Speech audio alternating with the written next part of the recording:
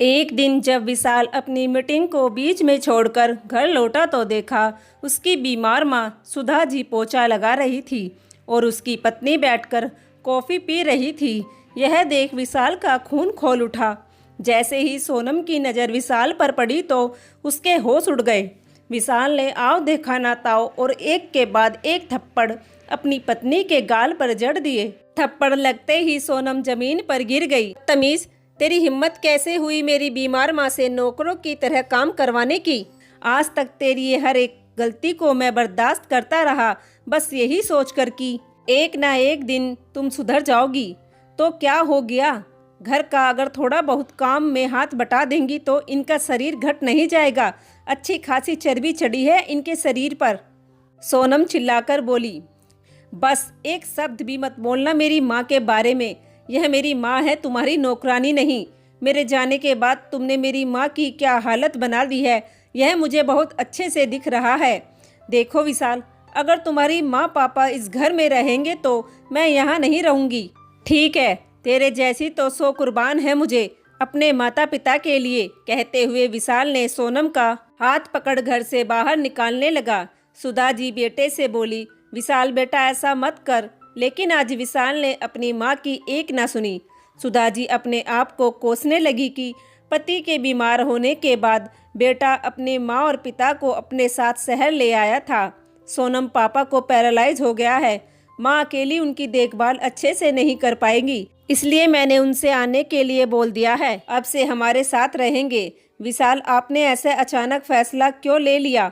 कम से कम एक बार मुझसे बात तो कर लेते। क्यों, तुम्हें क्या दिक्कत है उनके यहाँ आने से? वह मेरे माता पिता है, पूरा हक है उनका मुझ पर और मेरे घर पर।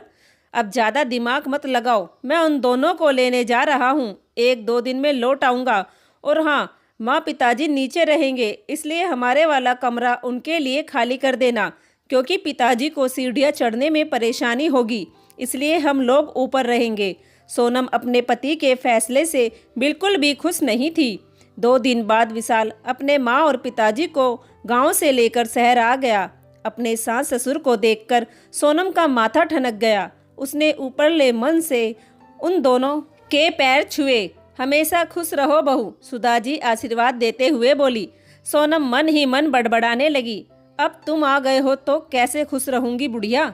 कुछ दिन तक तो सोनम ने उनके साथ ठीक व्यवहार किया, लेकिन फिर उसने अपने रंग ढंग दिखाने शुरू कर दिए। विशाल सुबह को ऑफिस जाता और शाम को घर लौटता। उस बीच बहू अपनी सास से घर के सारे काम करवाती। एक तो बेचारी सुधा जी अपने पति की हालत देख दुखी रहती थी और ऊपर से बहू भी उन्हें परेशान करने लगी। कभी कहती दोनों बूढ़े बुढ़िया यहाँ आकर बस गए, तो कभी कहती शहर में कितने खर्चे होते हैं इन्हें क्या पता। सुधा जी बहू के ऐसे ताने सुनकर बहुत आहत होती, लेकिन करती भी क्या। एक ही बेटा था उनका, उसके सिवा इस दुनिया में कोई नहीं था उनका। एक दिन सुधा जी को बहुत तेज बुखार था। उन्होंने बहू से डॉक्टर के पास जाने के लिए कहा तो वह अपनी सास पर भड़क गई। यह क्या ड्रामा है माँ जी, छोटे मोटे बुखार के लिए भी अब आप डॉक्टर के पास जाओगी? पैसे पेड़ पर नहीं उगते कि हर समय कभी पिताजी की दवाई तो कभी आपकी दवाई। दिमाग खराब करके रखा हुआ है आप दोनों ने। बहू का ऐसा जवाब सुनकर सुधा जी का कलेजा छलनी हो गया। वह अपने बेटे के कारण चुप थी, क्योंकि बेटे के बसे बसाए घर को वह उजाड़ना नहीं चाहती थी। बस यही सोचकर अपमान के घूंट पीकर रह जाती। एक दिन विशंबरनाथ जी की तबीयत ज़्यादा खराब हो गई। सुधा जी घबरा गई। बेटा रात को ही अपने पिता को हॉस्पिटल लेकर पहुंचा तो रास्ते में ही उन्होंने दम तोड़ दिया। पति की मौत की खबर सुन सुधा जी अपनी सुध बुध खो बैठी। विशाल ने अपनी माँ को संभाला। सुधा जी अपने बेटे की छाती से लिपटकर जोर जोर से रोने लगी। पीछे खड़ी बहू रोने का नाटक कर रही थी, लेकिन अंदर से बहुत खुश थी। पति के जाने के बाद अब तो सुधा जी बिल्कुल अकेली पड़ गई। बेटा भी कब तक उनके साथ टाइम बिताता, उसका भी अपना काम था। सुबह को जाता, लेकिन शाम को अपनी माँ के पास बैठकर जरूर सुख दुख की बतलाता। पर सुधा जी बहू की करतूतों को बेटे से ना बताती। बेटे बहू के बीच झगड़ा हो सुधा जी बिल्कुल नहीं चाहती थी।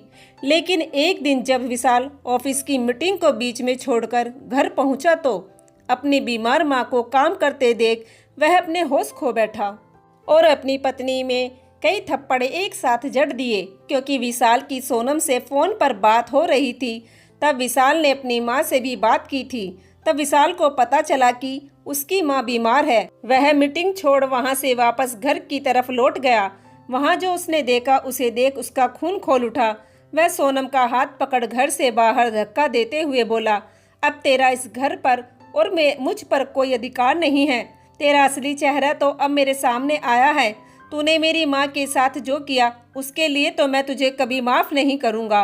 और विशाल ने सोनम का हाथ पकड़ धक्का देते हुए घर से बाहर कर दिया। जो औरत मेरी माँ का सम्मान नहीं कर सकती, मेरे लिए वह कुछ भी नहीं।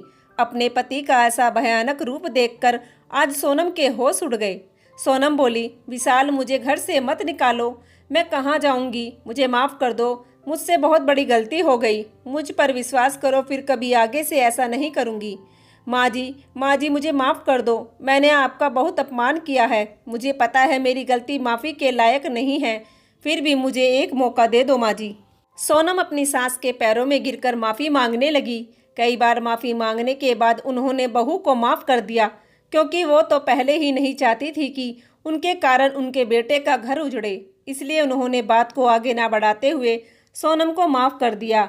आज विशाल ने अपनी पत्नी को जीवन भर का सबक सिखा दिया और आने वाले समय के लिए उसे चेतावनी भी दे दी। सोनम ने भी फिर कभी आगे से ना तो अपनी सास को परेशान किया और ना ही उनके साथ कोई गलत व्यवहार किया। दोस्तों, कहानी पसंद आई हो तो प्लीज़ एक लाइक और चैनल को सब्सक्राइब जरूर कर लीजिए। धन्यवाद।